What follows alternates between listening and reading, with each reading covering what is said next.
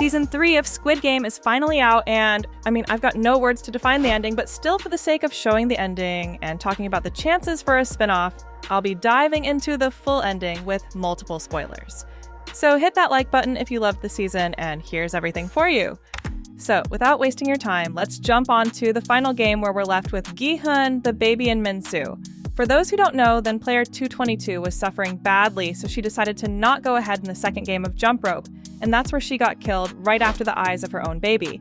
So basically, the VIPs and the frontman decides to add the child as a player to replace her mother. And yes, to my surprise, the third and final game was meant to simply choose 3 people to kill, including the little baby. For a second I was like, are they for real for showing a child in this level of game? But anyways, I'd also love to tell you how Gi-hun is called for a private meeting with the front man, and where he reveals his real identity, that he himself was once the part of this deadly game, and he even killed the remaining participants to win it all. Yes, he offers a knife to Gi-hun for killing all the remaining contestants, saving himself and the baby. But you know what? Gi-hun can never bring himself to murder any of the players, so he simply walks away but keeps the knife. So now, in the final act, the things come to a head-to-head battle between Gi-hun and Myung-gi, who immediately tries to stop Gi-hun and the baby from stepping onto the final structure. And that's because he wanted to kill his own child for the sake of some mere money. Of course, Gi-hun tries to offer himself as a sacrifice, but Myung-gi doesn't believe him, so it takes us to a fight where Gi-hun uses the knife, and Myung-gi ends up falling from the structure, but neither of them pressed the button to start the round, and it simply means that the round was not over yet. I don't know how they can do such an idiotic type of mistake, but yes, it takes us to the gruesome ending, because Gi-hun then decides to save the child by falling from the structure. It makes the little baby the official winner, but it's not over yet because the frontman collects the baby and activates the self-destruction mode of the island.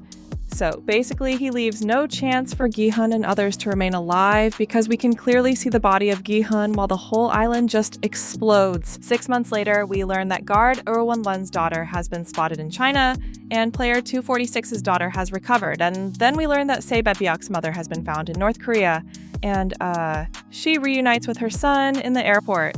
Meanwhile, Gi-hun's money has vanished, but finally we see that the frontman has left baby 292 and her winnings with Junho. He also delivers Gi-hun's money to Gi-hun's daughter, along with his bloodied 4v6 jacket, which was also a very unfortunate scene for me personally. But the surprising twist is coming at the very end, where the frontman is in LA, rolling down the window of his car, and sees a recruiter playing dakji with a man on the street. Yes, the recruiter is played by none other than Cate Blanchett in a surprising cameo, and she shares a look with the frontman when the show finally ends there. Now, I believe this is intentionally added for the sake of keeping the hopes for more seasons, but let me tell you that you won't get more seasons at all. However, the chances of spin-off shows are always there, and maybe that's the reason behind giving this show a kind of open ending. So, yes, Squid Game is officially over, but you may get a chance to watch some sort of spin-off in the near future with Cate Blanchett.